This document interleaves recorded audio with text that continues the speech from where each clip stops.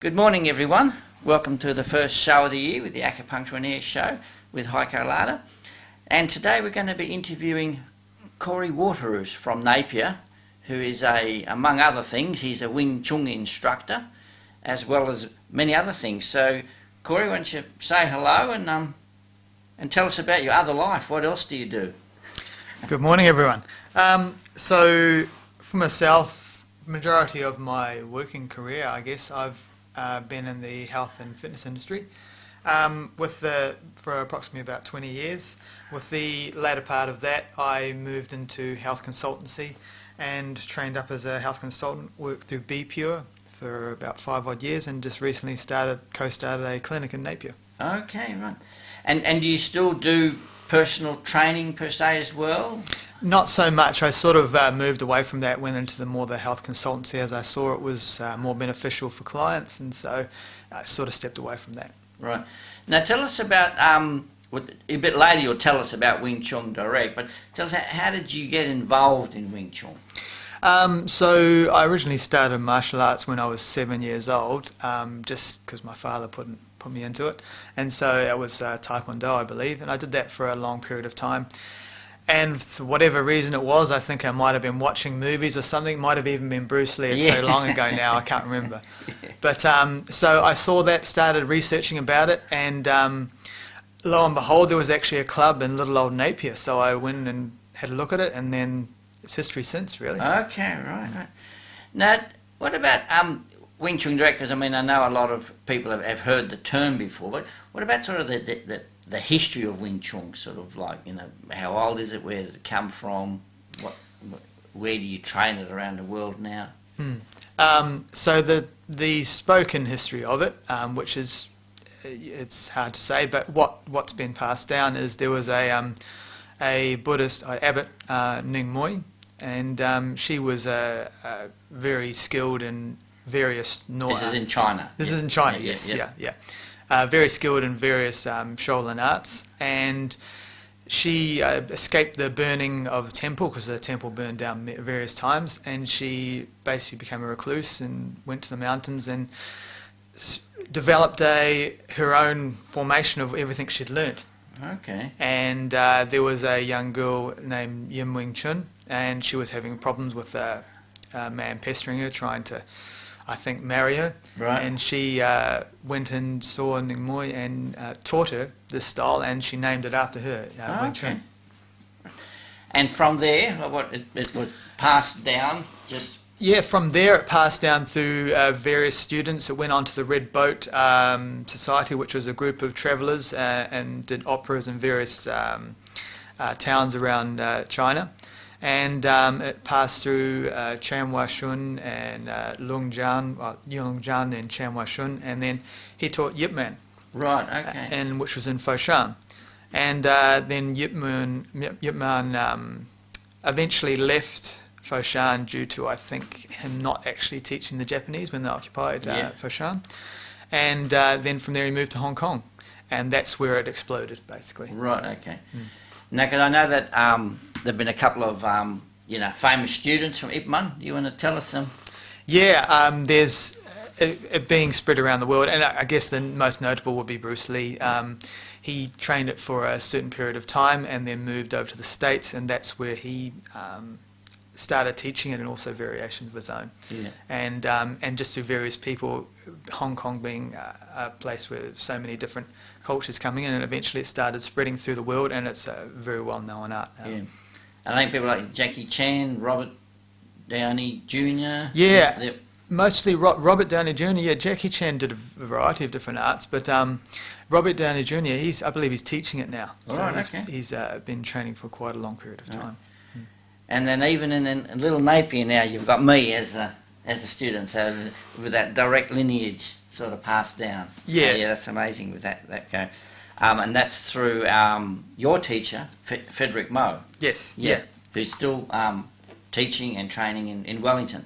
Yes, so he teaches privately. He was taught by my Grandmaster Chu Shong Tin in Hong Kong, and he lived there. He migrated here in 2009.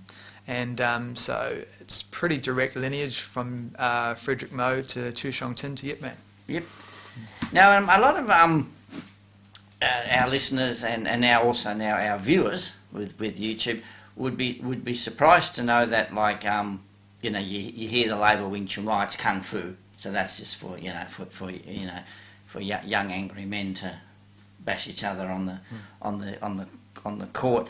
But literally anyone of any age can start and take up Wing Chun.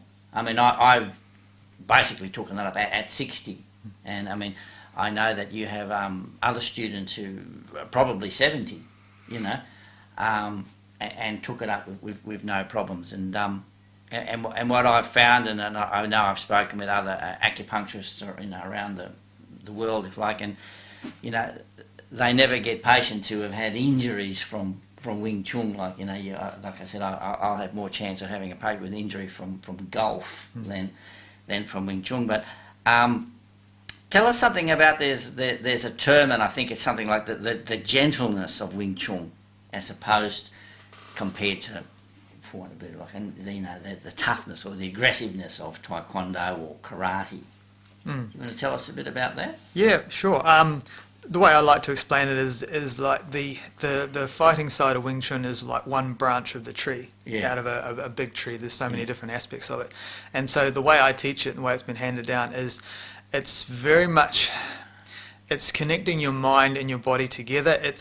And you're learning to use your body in a different way. So you are actually trying to relax, release muscles. It's great for the posture through various mechanics of trying to unify the body as one piece. And you can use that for your daily life of being able to pick up an object through to walking around the street, and also you can apply it in martial applications if you choose to. Yeah. So it really is for anyone. Yes, we've got a few students in their 70s and various students. But I mean, I know, and of course, kids as well can train it, you know. So now I've read somewhere. I mean, Wing Chun does many things, but I just picked out a few words here, and I've got them written down here. Where we've got strength, focus, relaxation, confidence, coordination, endurance, balance, and agility. So I mean, it seems like it does everything. So it must be amazing. But do you just want to comment a bit about, you know, some of those words or terms and how the Wing Chun might help with that? Yeah, so with the relaxation of what I was saying before is you are really trying to tune in your mind and your body together for the mind to be able to command the body, to be able to relax and release the muscles so you can use your body in a more efficient way, basically. And what I was saying before is if you were going to pick up a heavy box, there's a different way to be able to pick it up when you have command or control of your body in a more efficient way rather than just bending and risking to be able to injure your back. Yeah. And so with that, it can be related, like people who enjoy yoga or Tai Chi can get the same benefits, if not more, by doing Wing Chun. Yeah. Now, some of our listeners might still be a bit hesitant to think, oh, take up Wing Chun, you know, I don't want to do any of that sparring or any of that sort of, you know, boxing type thing and have to wear mouth guards and head guards and things like that. So do you just want to put those people at ease and tell them that's not exactly what we do at a Wing Chun class? Yeah, the way I teach it, like there's so many different forms of Wing Chun and the way people teach it. The way I focus on is I'm really trying to emphasize the health benefits of Wing Chun, that it can do much more than that. I have a few students who are interested in that, and that's absolutely fine. They can do that. But for the majority of the people who come to see me, is they're really wanting something else out of it. So there is no emphasis on that. I don't force that upon anyone. So. But you can still do some, I just call it partner work, you know, where, okay, you're not exactly punching each other, but you're sort of, you know, working to protect yourself, but at the same time have an attack, but it's done in a sort of a slow, if not gentle way. Is that right? Yes, yeah, exactly. I start people very gradual and progress, and it's which path they choose to take it. But yeah, generally I start people with that slow, progressive way, and if they want to take it further, then I'll teach them that way. It's not just this is the way you do it. So it's all depending on the person who's in front of me and to how I teach them. Would you be able to say that when people start Wing Chun, what would be the first sort of benefit that they might feel, or what they can do? Is different for everybody and different for older people or for kids? Is it the strength, or is it the balance, or is it the fitness? Can you? I think one of the big things I've found with people, they've said that they've noticed how little they are actually relaxed and how little they have control of their body or command of their body. Postures have been a big one. Yeah. It's just the uprightness and the way we emphasise that's been a big factor for people. Yeah. Yeah, because I just know with a couple of the patients that I've recommended for Wing Chun, and as I said, they're older than me, and they've said, what they notice that since doing it is they actually have more energy, and it's almost people think it's weird because you're going out and you're doing something quite physical and you actually feel more energetic during the day, but. I look at it, it's doing something to all the meridians and the channels and the energy centres and, I don't know, stimulating the metabolism or something. But do you find many people comment with that so that they get more energy? Yes, yeah. What I mostly get people go away is they feel like they're mentally tired rather than physically. Yeah. Because you're using your mind to try and command your body. But overall, yes, it does increase your energy because you are working inside the body more than outside for the majority of the time. So have we convinced you yet, Jill? You're gonna join us? No, she's shaking her head. No, she's not there. But listen, we're pretty well out of time now, so we need to sort of finish up here. But we'll try and get you back on the show again and elaborate further. And to finish the show, I've got a good song for you, Jill. You probably know it off by heart. The Vamps and their version of the song Kung Fu Fighting. Okay, thanks for that, and we'll see you all next week. Thank you very much.